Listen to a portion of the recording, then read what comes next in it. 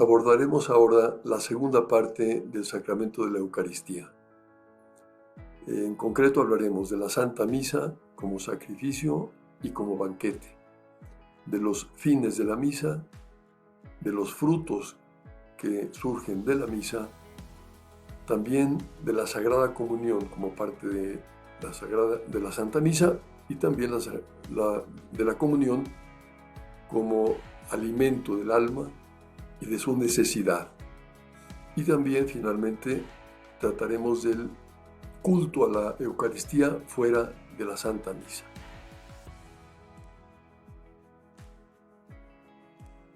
El tema pues es la Eucaristía, segunda parte. Y lo primero es hablar de la dimensión sacrificial de la Santa Misa, es decir, que la Santa Misa es sacrificio en un sentido propio y singular. ¿Qué significa esto? Quiere decir que la misa es sacrificio porque representa, es decir, hace presente en el hoy de la celebración litúrgica el sacrificio de nuestra redención. Ese sacrificio que consistió en la muerte de Cristo en la cruz se vuelve a hacer presente en el momento de la misa.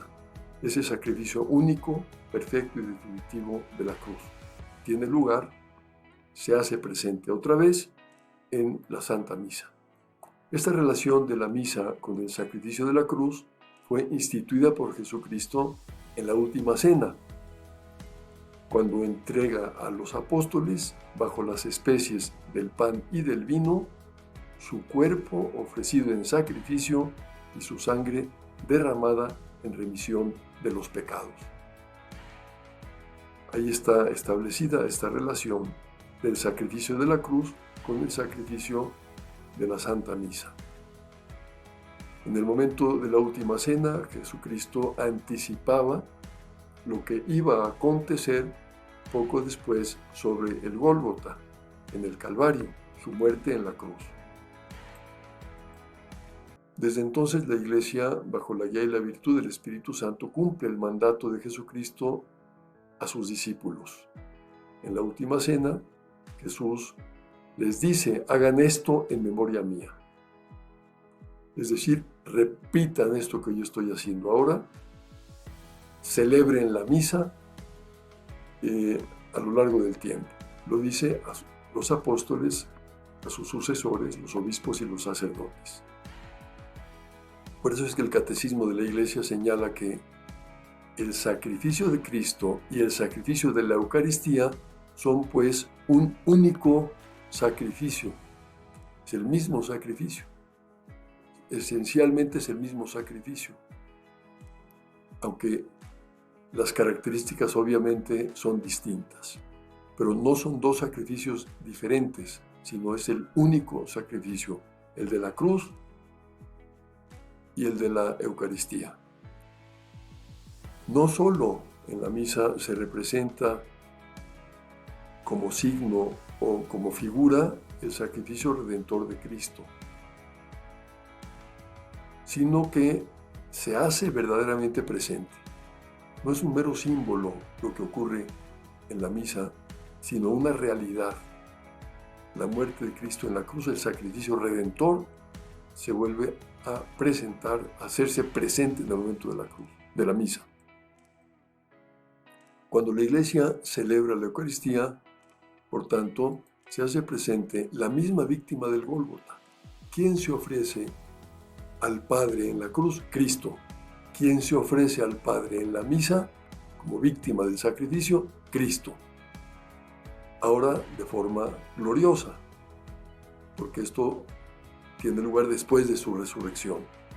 Pero es la misma víctima y es también el mismo acto sacrificial, el acto de entrega para salvarnos, tanto en el momento de la cruz como en el momento de la Santa Misa.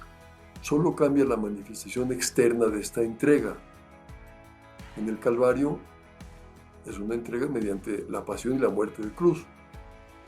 En la misa, como ya Cristo está con cuerpo glorioso, esta entrega es a través de la consagración del pan y del vino, que hacen pensar, el que se consagre por separado el pan y el vino y se conviertan en el cuerpo y la sangre, hace referencia a esa separación del cuerpo y de la sangre de Cristo en la cruz, donde derramó hasta la última gota de su sangre. El sacrificio de la Eucaristía no es solamente sacrificio de Cristo, también es sacrificio de la Iglesia, porque la Iglesia, cada vez que celebra la Eucaristía, está llamada a participar en el sacrificio de su Señor. La Iglesia también participa en el sacrificio cada vez que la misa se celebra. Se ofrece con él, la Iglesia, al Padre por la salvación del mundo, en cada misa que se celebra. Por eso la Santa Misa es sacrificio de Cristo y de la Iglesia, porque la Iglesia también se ofrece con Cristo al Padre.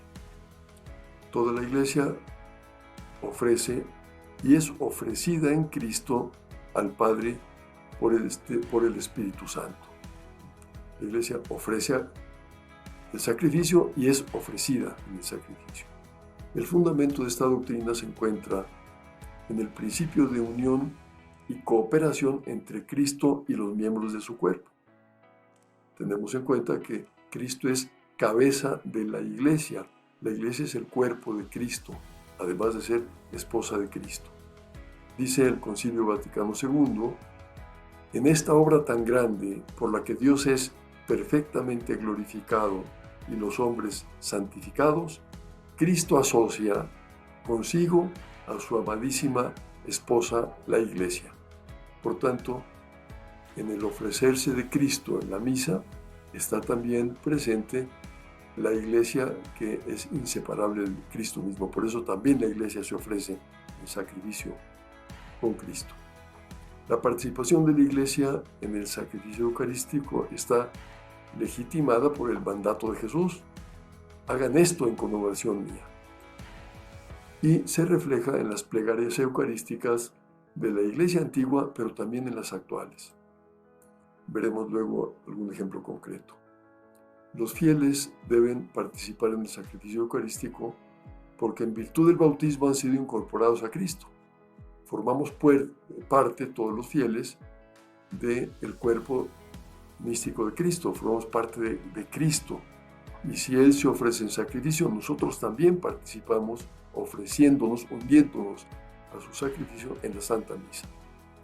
Los fieles, pues, forman parte de la estirpe elegida del sacerdocio real, de la nación santa, del pueblo que Dios ha adquirido, como dice San Pedro.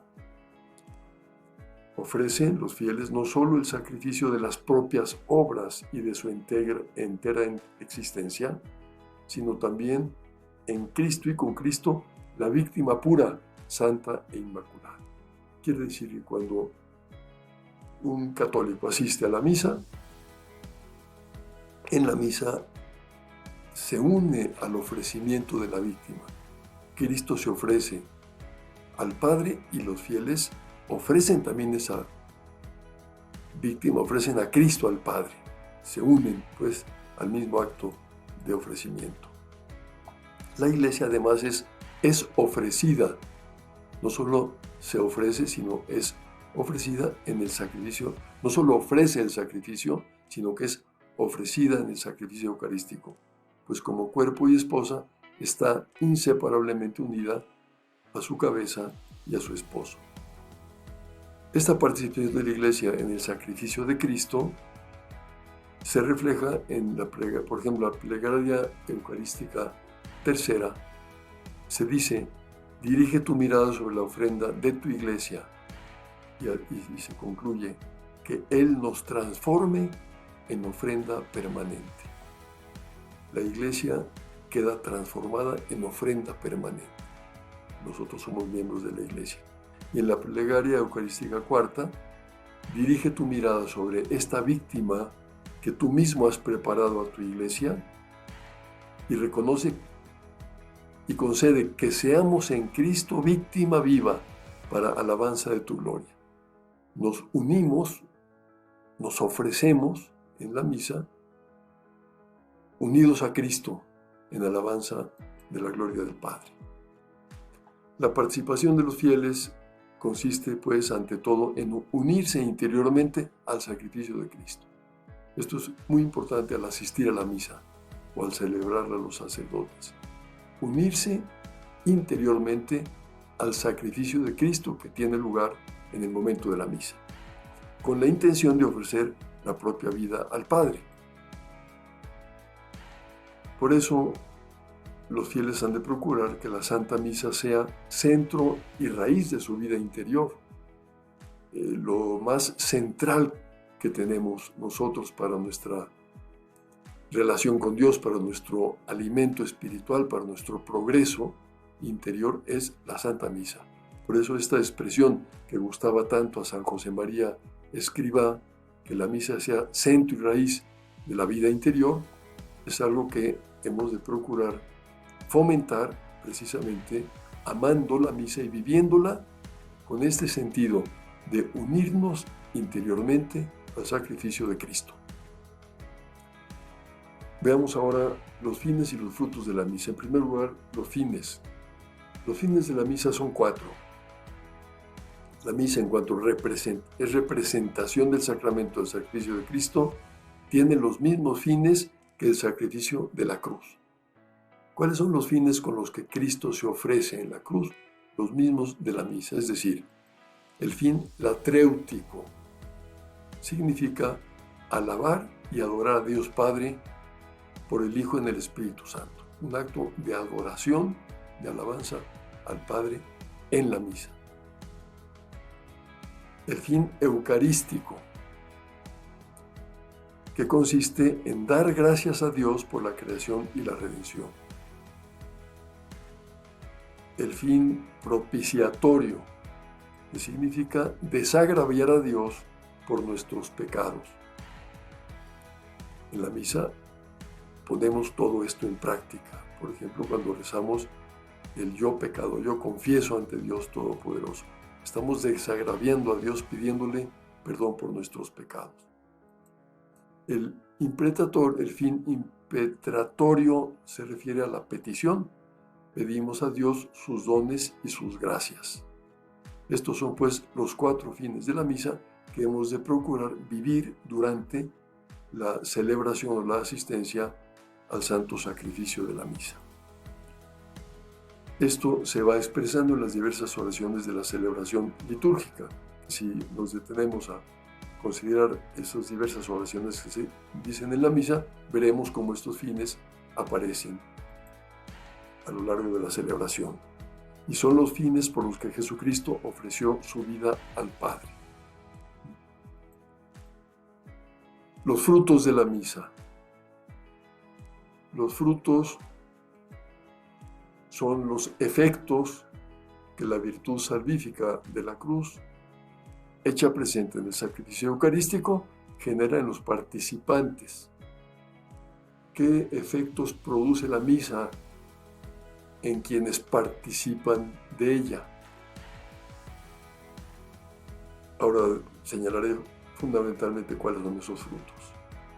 Pero como son efectos para los participantes, pues nos toca a nosotros, al celebrar o asistir a la misa, acoger esos frutos libremente, con fe, con esperanza y con amor a Cristo nuestro Redentor. Estos frutos comportan esencialmente un crecimiento en la gracia santificante. Quien está en gracia de Dios y asiste a la misa, crece, esa gracia se intensifica por la asistencia a la Santa Misa, por la participación. Y también una más intensa conformación existencial con Cristo. La vida del cristiano, el camino hacia la santidad, consiste en identificarse con Cristo. Pues la misa es el momento privilegiado para crecer en esa identificación, en esa conformación existencial con Cristo. Los frutos, lógicamente, serán mayores o menores dependiendo de la inserción de cada uno en la celebración litúrgica. Depende cómo cada quien participe con sus disposiciones interiores en la misa para que los frutos sean mayores o menores. También en la medida en que ponga fe y devoción al asistir o al celebrar la misa. Participan de manera diversa de los frutos de la Santa Misa, lógicamente el sacerdote que celebra, los que concurren a la celebración litúrgica, a la celebración eucarística, los que sin participar en la misa se unen espiritualmente al sacerdote que celebra. Por ejemplo, lo que ha ocurrido cuando no se podía asistir físicamente a la misa y se podía ver por la televisión o por internet, pues eso tiene un valor distinto, lógicamente, de la participación presencial. Son diversos frutos que pues varían según estas diversas circunstancias. También aquellos por quienes la misa se aplica, pueden ser vivos o difuntos. Reciben frutos de la misa de manera diferente a los anteriores. Cuando un sacerdote recibe una oferta para que aplique los frutos de la misa por una intención, queda obligado a hacerlo.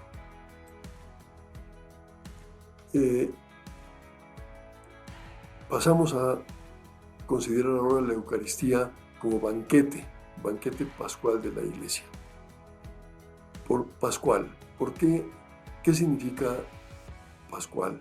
El término Pascua proviene del hebreo y originalmente significó paso, tránsito. En el libro del Éxodo, dicho término está vinculado al paso del Señor y de su ángel en la noche de la liberación, cuando el pueblo elegido en Egipto celebró la cena pascual. Y el Señor pasó con su ángel para liberar al pueblo. Y también hace referencia, por tanto, al tránsito del pueblo de Dios de la esclavitud de Egipto a la libertad de la tierra prometida. Es la Pascua un paso, un tránsito de la esclavitud a la libertad. El compendio del Catecismo dice lo siguiente, referente ya a la Eucaristía como banquete. La Eucaristía es el banquete pascual, porque Cristo, realizando sacramentalmente su Pascua, el paso de este mundo al Padre a través de su pasión, muerte, resurrección y ascensión gloriosa, a eso se refiere la Pascua de Cristo, nos entrega su cuerpo y su sangre, ofrecidos como comida y bebida. En un banquete se come y se bebe, pues en la Eucaristía Cristo se nos ofrece como comida y bebida y nos une con Él y entre nosotros en su sacrificio. Esta síntesis que hace el compendio del Catecismo refleja pues cómo la misa es banquete, porque en ella el cuerpo, el pan y el vino se convierten en el cuerpo y la sangre de Cristo y se nos dan como comida y como bebida. El Catecismo de la Iglesia subraya lo siguiente. Hemos dicho que la misa es sacrificio y ahora decimos que es banquete. Pues el Catecismo subraya que la misa es a la vez e inseparablemente el memorial sacrificial, el sacrificio, en el que se perpetúa el sacrificio de la cruz, se vuelve a ser presente. Y el banquete sagrado de la comunión en el cuerpo y la sangre del Señor. Pero, añade el Catecismo, la celebración del sacrificio eucarístico está totalmente orientada hacia la unión íntima de los fieles con Cristo por medio de la comunión. Por eso son inseparables el sacrificio y el banquete. Comulgar es recibir a Cristo mismo que se ofrece por nosotros. Bien, pues la Santa Comunión, ordenada por Cristo cuando dijo, tomen y coman, todos de Él, beban todos de él, forma parte de la estructura fundamental de la celebración de la Eucaristía. Es decir, que la comunión dentro de la misa es parte esencial de la celebración. Así como lo es también la consagración, pues lo es la comunión, parte esencial. Forma parte de la estructura fundamental. Cuando Cristo es recibido como alimento de vida eterna, alcanza plenitud de sentido su hacerse alimento para los hombres. Es decir, que Cristo se hace alimento de los hombres y esto adquiere realidad, diríamos, cuando lo recibimos en la Eucaristía, o adquiere plenitud de sentido, porque para eso Cristo se ha hecho alimento de vida eterna, para que lo podamos recibir y alimentarnos de él. Por eso la Iglesia recomienda vivamente la comunión sacramental en la celebración eucarística. Es pues algo que al formar parte de la comunión de la celebración de la misa, pues para los fieles que participan de la misa es muy recomendable comulgar dentro de la misa, siempre y cuando se tengan las disposiciones adecuadas, siempre y cuando se esté en gracia de Dios.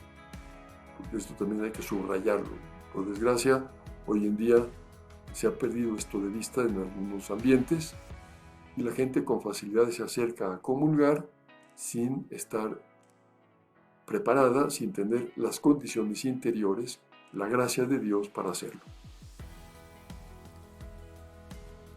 Cuando Jesús prometió la Eucaristía, afirmó que este sacramento no solamente es útil, sino que es necesario. Es necesario. Dijo Jesús, en verdad les digo que si no comen la carne del Hijo del Hombre y no beben su sangre, no tendrán vida en ustedes. Es decir, para tener vida, la vida de Cristo en nosotros, la vida de Dios, la vida eterna en definitiva, es necesario recibir la Eucaristía, comulgar. Hay una analogía que podría ayudar a comprender y a profundizar en este aspecto de la comunión, y es que así como comer es una necesidad para el cuerpo, de modo semejante la Eucaristía mantiene en el cristiano la vida en Cristo, recibida en el bautismo. En el bautismo se recibe la gracia, es decir, la vida en Cristo. Pues para mantenerse en esa vida en Cristo, en esa gracia, está la Eucaristía, que es un alimento que nos mantiene vivos en Cristo, igual que en el orden físico, la comida mantiene vivo al cuerpo. Y nos da fuerzas, igual que el alimento da fuerzas al cuerpo, la Eucaristía da fuerzas para ser fiel al Señor y difundir su Evangelio. La Iglesia solamente obliga a los fieles a recibir al menos una vez al año la Eucaristía, si es posible en tiempo pascual, una obligación, diríamos, mínima, preparados por el sacramento de la reconciliación. Es decir, comulgar estando en gracia, habiéndose confesado para tener el alma limpia. Es lo único que la Iglesia pone como obligación. Sin embargo, este precepto no es más que un mínimo. La misma Iglesia recomienda vivamente a los fieles recibir la Santa Eucaristía los domingos y los días de fiesta, o con más frecuencia aún, incluso todos los días, dice el Catecismo. Es decir, que aunque lo obligatorio es comulgar una vez al año, la recomendación es comulgar con la mayor frecuencia posible. ¿Por qué? Pues por todos los beneficios que se derivan de la Sagrada Comunión. Incluso comulgar todos los días. El ministro ordinario de la comunión es el obispo, el presbítero y el diácono, quienes tienen pues el orden el sacramento del orden recibido. Pero pueden ser ministros extraordinarios de la comunión los fieles a los que el obispo, a los que el ordinario del lugar haya dado la facultad de distribuir la Eucaristía.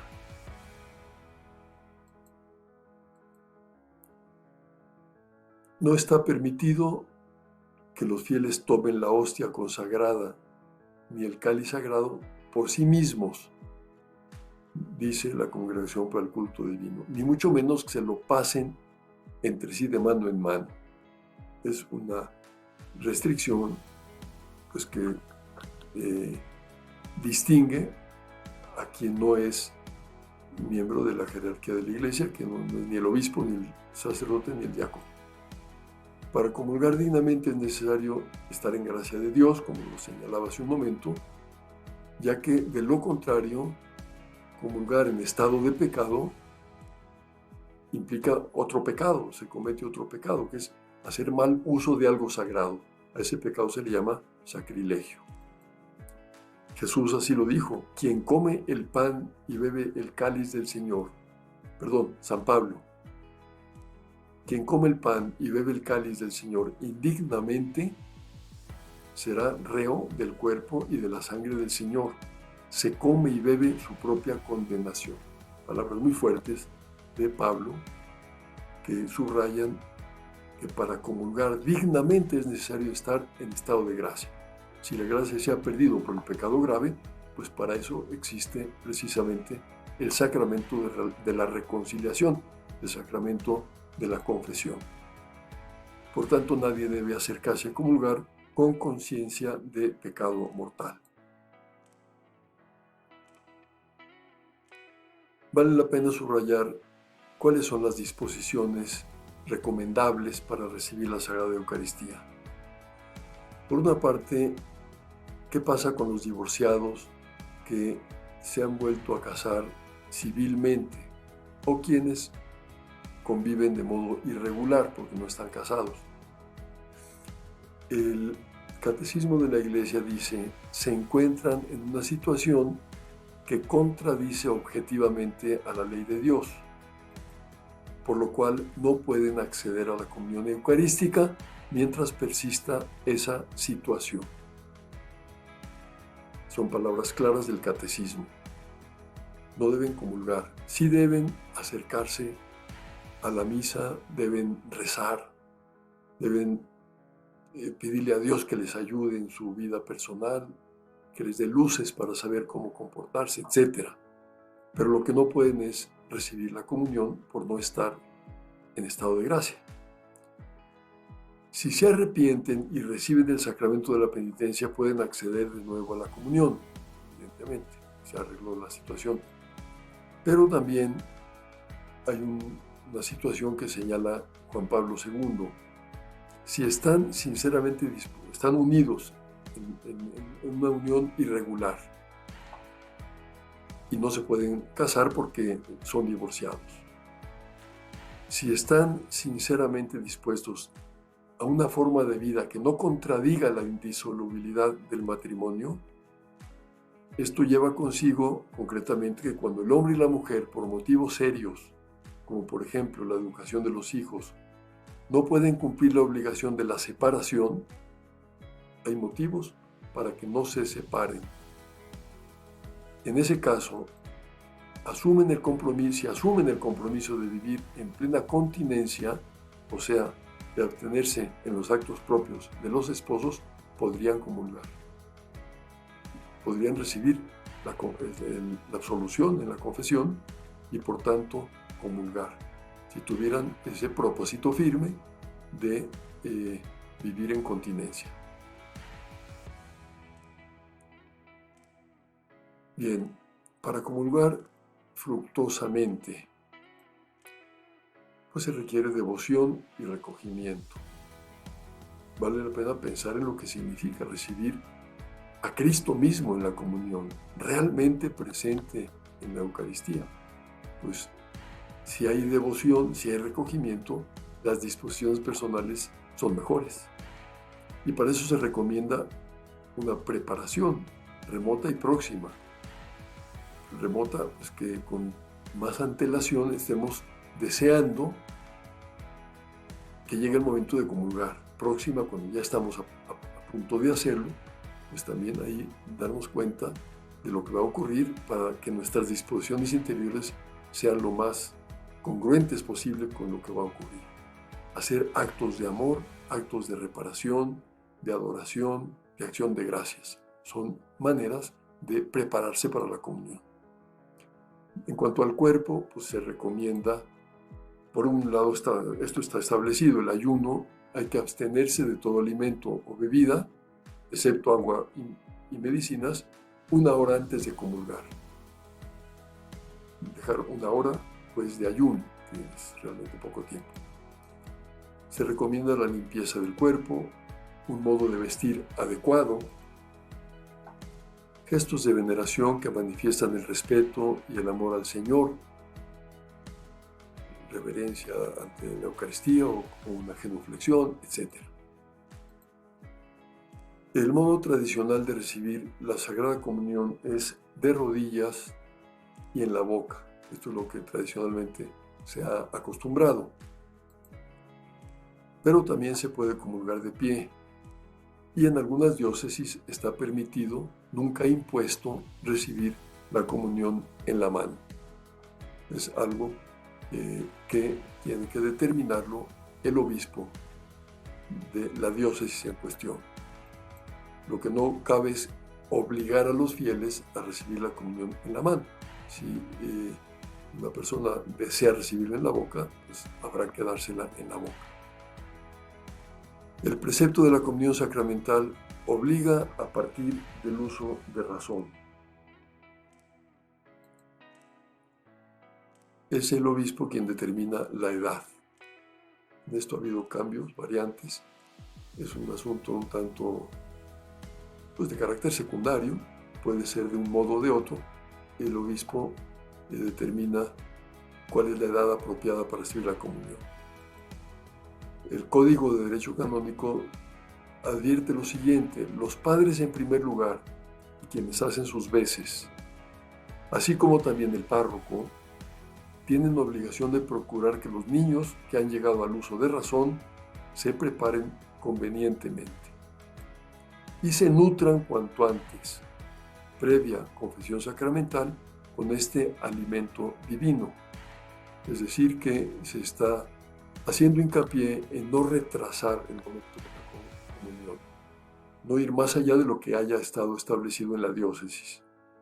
Y para también comulgar, los niños es conveniente que reciban antes la confesión, aunque no tengan pecados graves, para que el alma esté plenamente limpia y además vayan aprendiendo a relacionar el sacramento de la penitencia con la Sagrada Eucaristía. Por tanto, pues no conviene retrasar la primera comunión. Jesús lo dijo: dejen que los niños se acerquen a mí, no se lo impidan, porque de estos es el reino de Dios. Se puede aplicar este deseo de Jesús de tener cerca de él a los niños, pues a la Eucaristía, en la que el niño se va a identificar con Cristo al recibirlo sacramentalmente. ¿Qué efectos tiene la Sagrada Comunión? Pues así como en el orden corpóreo, el alimento que comemos se convierte en nuestra sustancia corporal, a diferencia de lo que ocurre en este caso con el alimento corporal, al recibir la Sagrada Comunión ocurre lo contrario. Somos nosotros los que nos convertimos en Cristo. Es muy bonito pensarlo, cómo el sacramento de la Eucaristía nos transforma, nos convierte en Cristo. Y si estamos permanentemente deseando identificarnos más y más con Cristo, pues un medio insustituible de especial relevancia, lógicamente, es la Eucaristía, que nos transforma, nos convierte en Cristo. Lo dice así San Agustín,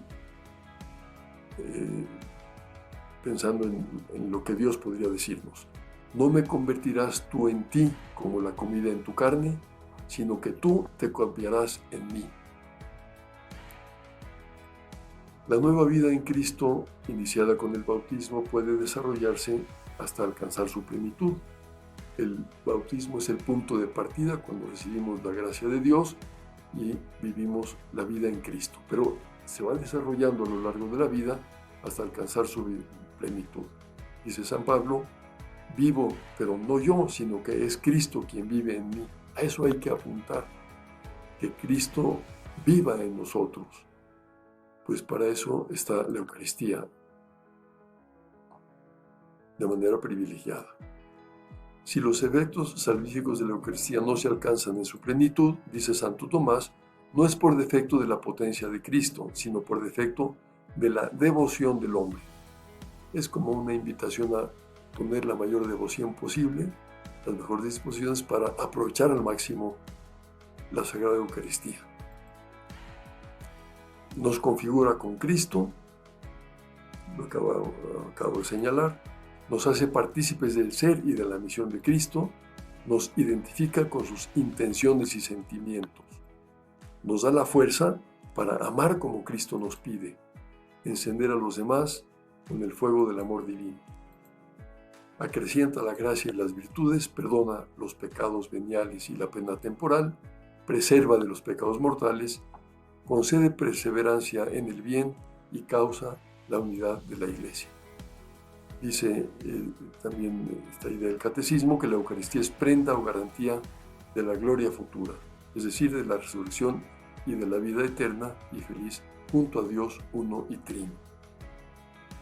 Jesús nos ha prometido la vida eterna si recibimos dignamente la comunión. En cuanto al culto de la Eucaristía fuera de la misa, ¿para qué se conserva la Eucaristía en el sagrario? Pues para dar la comunión a los enfermos y a quienes no pueden participar en la misa, para que la Iglesia pueda dar culto de adoración a Dios nuestro Señor, para que los fieles puedan adorar al Señor sacramentado con frecuentes visitas, tan recomendables estas visitas al Santísimo. Dice Juan Pablo II que la Iglesia y el mundo tienen una gran necesidad del culto eucarístico. Jesús nos espera en el sacramento del amor.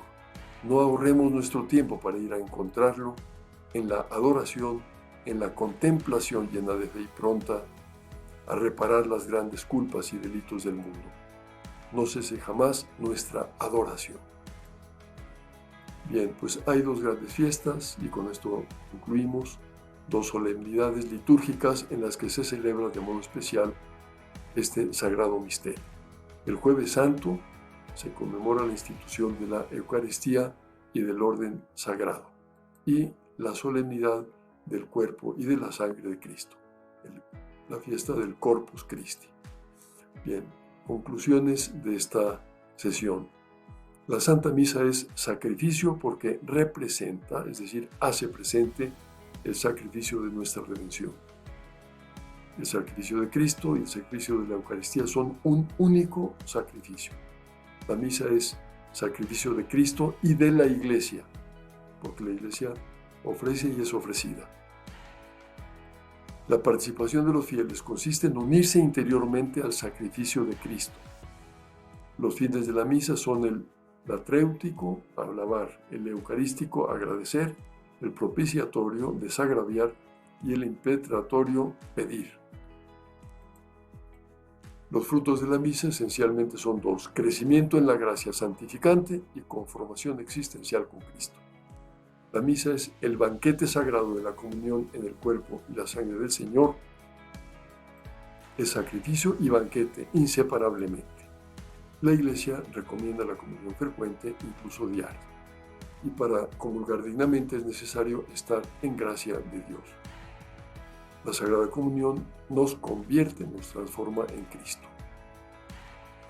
Como bibliografía de esta sesión, se puede consultar la página de opusdei.org.mx en internet. Ahí está el libro Síntesis de la Fe Católica y el número 22. Segunda parte está a cargo de Ángel García Ibáñez.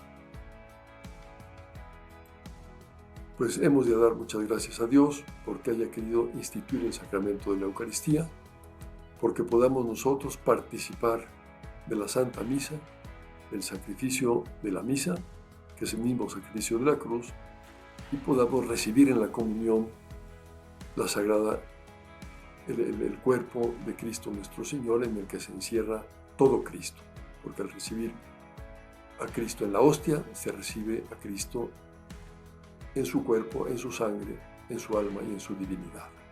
Demos pues muchas gracias a Dios porque nos dé esta facilidad de estar muy cerca de Él, de identificarnos cada vez más con Cristo a través de la Sagrada Eucaristía.